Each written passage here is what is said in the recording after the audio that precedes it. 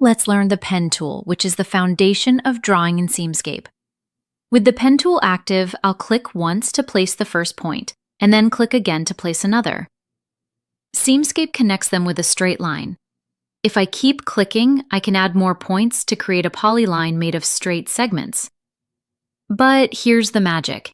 If instead of just clicking, I click and drag while placing a point, the point gets handles.